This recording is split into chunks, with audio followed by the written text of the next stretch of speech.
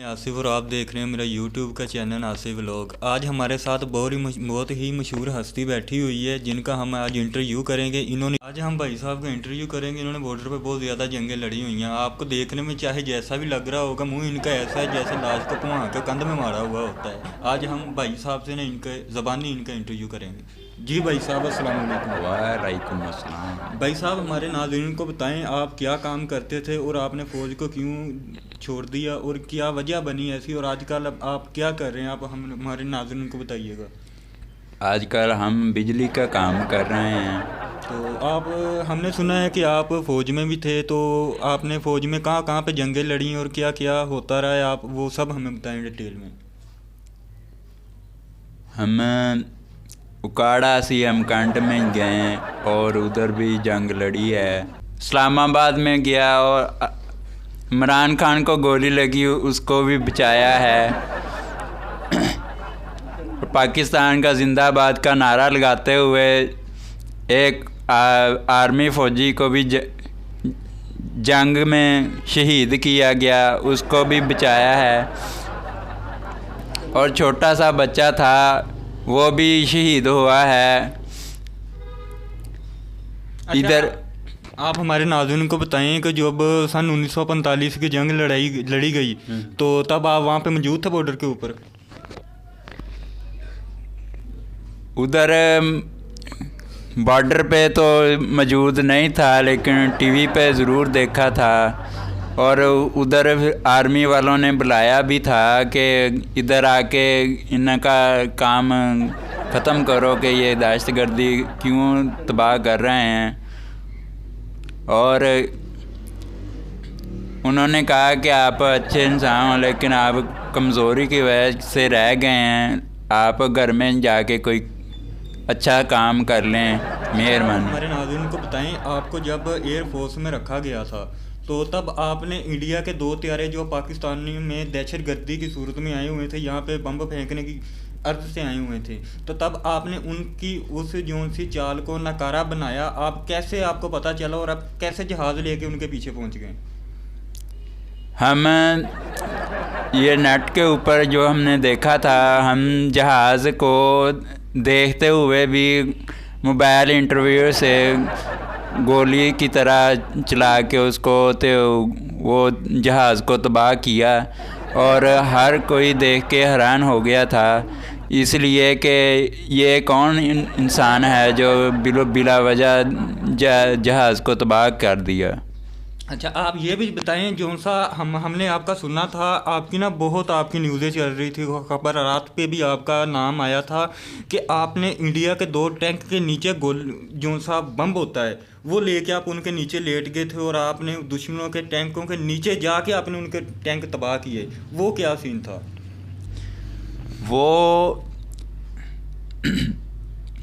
वो इधर ऐसा सीन था कि उधर दहशतगर्दों का जो हमला बढ़ रहा था, इधर टैंकों के अंदर बम लगा दिया कि वो फट गए हैं तो सबको तबाह कर देंगे। वो अच्छा किया था, लेकिन सोच समझ के साथ किया था। लेकिन ये बात है कि अगले सोचने पर मजबूर हो गए थे भी, यार ये किसने तबाह करवाया या किया है। आपको पाकिस्तान का वज़ीर आज़म बना दिया जाए, आपको पता है जैसा कि नून लीग हो गई, पीटीआई हो गई, वो जो भी बंदा आता है वो आने के बाद पैसे खाता है और इकट्ठे करता है और 5 साल बाद चला जाता है। अगर आपको पाकिस्तान का वज़ीर आज़म बना दिया जाए तो आप क्या करेंगे? ये लो भी, सबसे पहले तो मैं चीनी बहुत सस्ती करूँगा और उसके बाद करियाने का सौदा बहुत ज़्यादा सस्ता कर देना है। जो है कि सारे दुकानों वालों को शटर डाउन हो जाने हैं और सारे दुकानों वालों को हैरानगी परेशानगी हो जाएगी। और सबसे पहले तो ये है कि जो इमरान खान को कत्ल कर देने का प्लान बना दिया था, वो ना सब को ये जो है ना सब पकड़ना है मुजरिम कौन सा है, और मैं ढूंढ रहा हूँ। ढूंढते हुए देखूंगा कि कौन सा मुजरम है कि उसको पकड़ के हवालात के अंदर दाखिल कर दिया जाए। अच्छा, अब आप हमें फ़ौज के मतलब अपना बताएं। फ़ौज के मतलब ये है कि अब मैं एयरफोर्स के वो वायरलेस ऑपरेटर का काम कर रहा था। गुड गुड, बताएं बताएं। वो वायरलेस ऑपरेटर का काम था वो कि फ़ोन पर बताना होता है कि दहशतगर्दी किधर हो रही है किधर नहीं। वो निशान भी दिखाने होते हैं कि उधर एरिया के अंदर काम किया जाता है। अच्छा, आप ये भी बताएं ना, आपने जो जंगें लड़ी हैं, जैसे जैसे आपने इंडिया के फौजियों को शहीद किया है और पाकिस्तान का नाम ऊंचा किया है, उसके मतलब भी आप थोड़ा सा हमें एक्सप्लेन करें। भाई मैंने तो ना ही कोई हथियार उठाया ना ही कोई पिस्टल लिया, लेकिन बगैर हथियारों के ही दहशतगर्दों को ख़त्म कर दिया है। गुड, बताएं बताएं। और हम ऐसा इंसान कभी किसी को इधर देखने को नहीं मिलता, लेकिन मेरा ज़हन है कि मैं अपने ज़हन से काम लेता हूँ। ज़हन ही है जो सारे दुनिया के काम चलाता फिरता हूँ। आपने किन किन बॉर्डर पे गए हैं और किन किन बॉर्डर पे आपने जंगें लड़ी हैं, उसके मतलब आप हमें थोड़ा सा बताएं। हम जो है तूफ़ान के तरह लड़ता हूँ, लेकिन बात यह है कि मैं हथियारों से नहीं हाथों से लड़ता हूँ और तूफ़ान से लड़ता हूँ कि ज़ोर से लड़ता हूँ।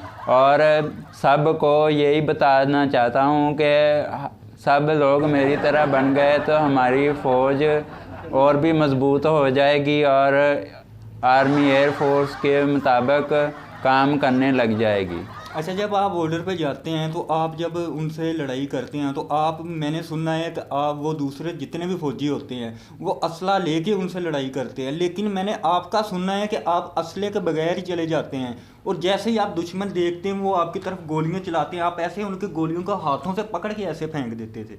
ये बात सच है भला? नहीं भी, ये तो झूठ है। अच्छा चले, ये झूठ हो गया। बाकी मैंने ये भी सुनना है कि आप जब बॉर्डर पे जंग लड़ने जाते थे, दूसरे फौजी साहब बंदूकों के साथ उनसे जंग लड़ते थे, आप बंदूक के बगैर जो आपने कहा हाथ में इतनी की छड़ी पकड़ी होती थी उससे चले जाते थे। इसके बारे में आप हमें बताएं, ये क्या सीन है? ये छठी का है कि वो छठी को तलवार की तरह चलाना होता था और तलवार की तरह वो गर्दन पर जब लगती थी वो गर्दन टूट जाती थी। अच्छा, तो आपको वो जो सा जंगी जहाज़ होता है वो जो सा बड़ी स्पीड में जाता है जिसको हम सुई जहाज़ बोलते हैं, मैंने सुना है वो आप वो भी चला लेते हैं? नहीं भी, वो नहीं चलाता। इस्लामाबाद, पेशावर, कोटाबाद और मरी और रोम में और इधर पाकिस्तान में जो है वो कराची में आ गए, इधर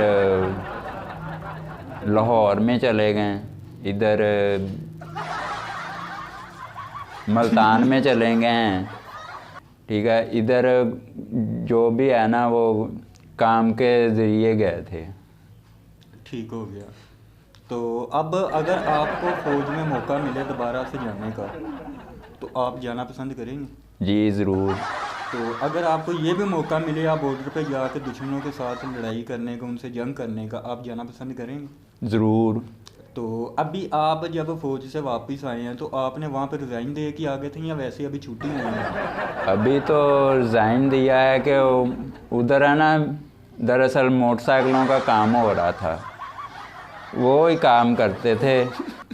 जब उन्होंने कहा कि इधर दहशतगर्दों को ख़त्म करना है कि वो मेरे ऊपर आ गया ना, सरदर्दी सारी मेरे ऊपर आ गई है कि वो दहशतगर्दों को ख़त्म कैसे किया जाए। सारा का प्लान था कि ये गन्ने लेगा या पिस्टल लेगा, नहीं, मैंने हाथों से ही ख़त्म कर दिया। तो अभी जो सा वहाँ पे मोटरसाइकिलों का काम चल रहा है वो दुश्मनों के मोटरसाइकिलों के ऊपर बैठ के मार के आते थे? नहीं, दुश्मनों के मोटरसाइकिल तो होती ही नहीं है। अच्छा, तो चले छोड़े, आप हमें ये बताएं जो सा पाकिस्तान के पास एटम बम है, वो मैंने सुना है उसको बनाने में आपका भी हाथ है। वो फार्मूला जितना भी था वो आपका था। जो पाकिस्तान का एटम बॉम्ब है वो बारूद, गोली का जो बारूद होता है उसको इकट्ठा करके बनाना होता था। बैटरी के जो पन्ना होता है वो स्लेट ब्लैक कलर का, उसको वो खोलेंगे तो गर्म हो जाता है ना, उसी तरह वो इसी तरह बनाता है। मेरे मुंह तेरे इंज जिदा लाश भुआ के कंध च मारी हुंदी आ। हमें ये बताएं आप, मैंने सुना है आप पंजाब पुलिस में भी रहे हैं।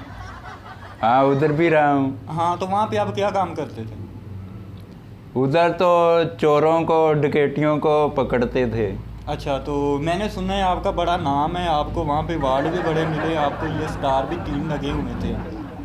तो इसका क्या सीन है? मैंने सुना था आप एक दफ़ा दुश्मनों के साथ लड़ने गए, वहाँ पे कहीं पे कोई डकैती की वारदात हुई, बड़े बड़े बड़े चोर आए हुए थे वहाँ पे। तो मैंने सुना कि आप पुलिस के दस्ते के साथ वहाँ पे गए, तो आप जैसे ही गए चोरों ने आपकी तरफ देखा, देख के हथियार फेंक के भाग गए। ये क्या सीन? ये हमारी दहशत है। अच्छा, आपकी दहशत है। तो आप हमें ये भी बताएं, हम नहाते कितने दिनों बाद हैं? ठीक है ना। आप नहाते कितने दिनों बाद हैं? नहाना तो रोजाना नहाता हूँ, लेकिन 2-3 दिन तो गुजर जाते हैं नहाता हूँ, लेकिन मरे भोग नहीं होती है। आप हमारे नाज़रीन को बताएं कि जब आप फौज में वहाँ पर भर्ती थे तो आपकी तनख्वाह कितनी होती थी? मंथली आपको कितने पैसे मिलते होते थे तनख्वाह? 2 महीनों का तो 25,000 और 3 महीनों का 75,000 मिल जाता था, और इतने में हम गुजारा कर लेते थे। तो अच्छा, आप बताएं हमें, जब आप फौज में होते थे तो वहाँ पे आपको खाने में क्या क्या चीज़ें मिलती थी? मछली, बकरा, कट्टा, गाय का गोश्त, और कभी कड़ी पका लेते थे, और जैसे कहते हैं कि ये फौजी जेड़े आ खांदे जवाइयां तरह खवाउंदे आ ते वोंदे फिर कसाइयां तरह। क्या बात है, क्या बात है, गुड हो गया। बताएं बताएं। लेकिन इनसे तो मेरा कोई लेन देन नहीं था, जब से कि इन लोगों का दहशतगर्दी को जब ख़त्म किया गया, फिर इनका मेरे ऊपर भरोसा बन गया है कि जब भी कोई बात होती थी तो पहले मुझे बताते थे भी किधर को जाएं, क्या करें। इनको खुद को पता नहीं होता था अभी क्या काम करना चाहिए, क्या नहीं। अच्छा, मैंने सुना है कि अभी जो हालात ख़राब चल रहे हैं, इधर इंडिया के साथ भी जंग का खदशा है, उसके बाद बलूचिस्तान में भी जो सा कहते हैं हालात काफ़ी ख़राब हो गए हैं। अभी फ़ौज को बंदों की कहते हैं बड़ी ज़रूरत है। जितने भी उन्होंने अपने ऑफिसर रिटायर किए हैं उन सबको वापस वो बॉर्डरों पे लेके जा रहे हैं, उनको भर्ती किया जा रहा है। अभी आपको कई वहाँ से कॉल आई है, आपको उन्होंने वापस बुलाने की कोशिश की है? नहीं भी नहीं आपको कोशिश की। अगर आपको वो वापस बुलाते हैं, आपको वो छोड़ देते हैं बलूचिस्तान के बॉर्डर के ऊपर, अगर खुदा ना खास्ता वहाँ पे जंग शुरू हो जाए तो आप लड़ेंगे वहाँ पे? ज़रूर लड़ना चाहिए। आपके पास असला मौजूद है घर में? नहीं वो जो सी आपके पास तब वहाँ पे राइफल होती थी वो आप वहाँ पे छोड़ आए? जी। वो अच्छी है, चलती है? हाँ, उसमें कितने शल्ले पड़ते हैं? वो ठीक ही है, बस के 30 छल्ले पड़ते हैं, और एक गोली के अंदर 30 साइकिलों वाले शरे जैसे होते हैं, वो 30 होते हैं। और गोली जो होती है वो उंगली, बड़ी उंगली के बराबर जैसी होती है, लेकिन वो ज़्यादा बड़ी भरी हुई होती है, वो चलती बहुत अच्छी है। अच्छा, आपकी शादी हुई है? नहीं, अभी होनी है। अच्छा, तो बच्चे कितने हैं आपके? अभी तो शादी होनी है भाई। अच्छा, शादी होनी है तो कोई लड़की वगैरह नहीं आपने देखी? कोई मिल गई तो देख लेंगे। नहीं, कोई होता है ना, किसी को कोई ऐनक लगी हुई होती है, वो मिल ही जाए जिसको आप पसंद आ जाए। भाई अभी तो मुझे पता नहीं, माँ बाप को पता है, अभी वो ही कोई ढूंढ रहे हैं अभी। अच्छा, तो अभी आप फिलहाल जब से आप फौज से वापस आए हैं तो अभी आप क्या काम क्या कर रहे हैं? बिजली की इलेक्ट्रीशियन का है, 3 फेज़ का है, काम करते हैं। बिजली का 2 फेज़ का काम करते हैं। तो कभी आपने ऐसा एक्सपेरिमेंट किया है कि आपने घर पे अपनी बिजली तैयार की हुई हो? हाँ, मैंने 12 वोल्ट की बिजली तैयार की हुई है। वो मोटरसाइकिल को स्टार्ट करना है, वो स्टार्ट करके तार लगा लेनी है, को अंदर लाइटें जल जानी है। क्या बात है, क्या बात है। अच्छा, तो 3 फेस की जब आप वायरिंग करते हैं उसमें कितनी तारें डालते हैं? 3 डालते हैं। वो कौन कौन सी होती है, किस काम के लिए होती है? भी एक तो बल्ब ऑन कर लिया और दूसरे बटन से ऑफ हो जाता है। हाँ, तो तीसरी तार क्यों डालते हैं? तीसरी तार डालते हैं ठंडी को, जो होती है न्यूट्रल, वो डालते हैं। वो दोनों तारों से 3 तारें चलाते हैं। सही हो गया। चलें, बहुत शुक्रिया सर, आपका इंटरव्यू किया, बहुत मज़ा आया आपके साथ इंटरव्यू करके। अल्लाह पाक आपको खुश रखे और जल्दी बड़े सारे ट्रक के नीचे दे, और फातिहा खानी करने के लिए हम फिर से दोबारा ज़रूर आएंगे। तो अल्लाह पाक आपको एक अच्छी सी सोहनी सी गुड़ी भी दे। तो मिलते हैं नई वीडियो में, तब तक के लिए अल्लाह हाफिज़। चैनल से सब्सक्राइब कर दीजिएगा और नीचे कमेंट करके ज़रूर बताइएगा कि आपको ये वीडियो कैसे लगी। अस्सलाम वालेकुम।